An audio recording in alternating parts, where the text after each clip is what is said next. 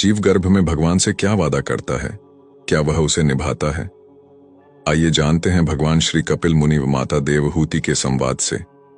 माता देवहूति ने पूछा, मातृ गर्भ में तो जीव को बड़ा सुख मिलता होगा, न सर्दी है, न गर्मी है, न शोक है, न मोह। भगवान कपिल ने उत्तर दिया, यह मत पूछो माता। मां के गर्भ में जीव को जितनी वेदना होती है उतनी न पहले कभी हुई थी उसे और न कभी आगे होगी। गर्भवास समम दुहकम न भूतो न भविष्यति। इतना कष्ट होता है। हजारों छोटे छोटे जीवाणु कीटाणु जो मातृ गर्भ में पलते हैं, ये जीव के कोमल त्वचा को काटते हैं। जीव तड़पता है, बिलखता है, पर वहां कौन सुने।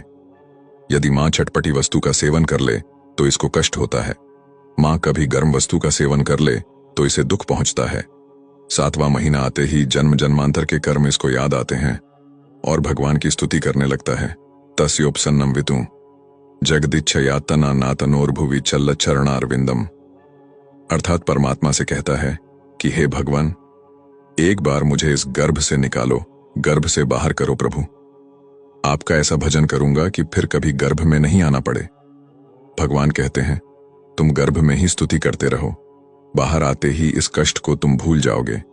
जीव कहता है, सत्य कहता हूं, एक बार गर्भ से बाहर निकाल कर देखो, मैं तुम्हें कभी नहीं भूलूंगा।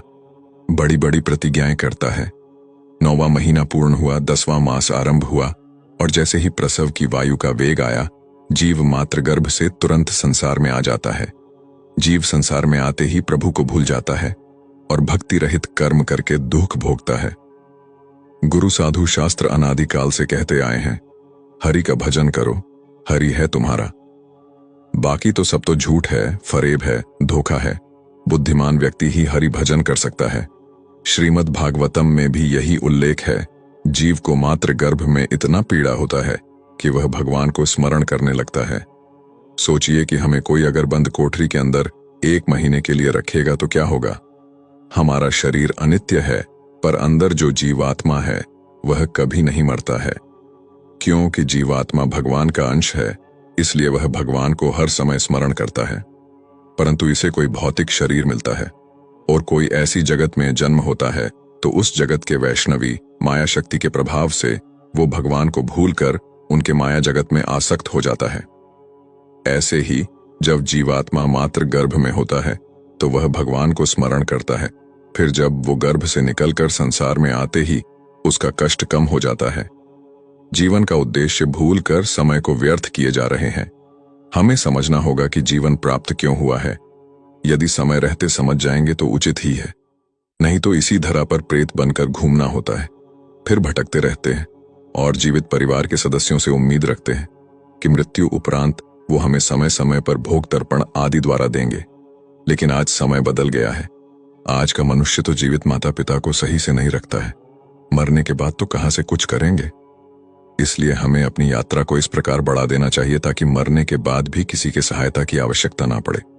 मृत्यु के बाद यदि अपने ही घर में प्रवेश करने का प्रयास करोगे तो आपके ही परिवार के लोग किसी तांत्रिक से बंधवाकर भूमि में दबवा देंगे। फिर अनंत काल तक मंत्र बंधन में पड़े रहोगे। धन के साथ वो कर्म धन भी अर्जित करे जो मृत्यु के बाद काम आने वाले हैं। मृत्यु के बाद भी जीवन होता है, इसे कोई नकार नहीं सकता। भागवत गीता में भी प्रेतों का वर्णन है। इस दिव्य ग्रंथ में कर्म से संबंधित फल का विस्तार से वर्णन किया गया है।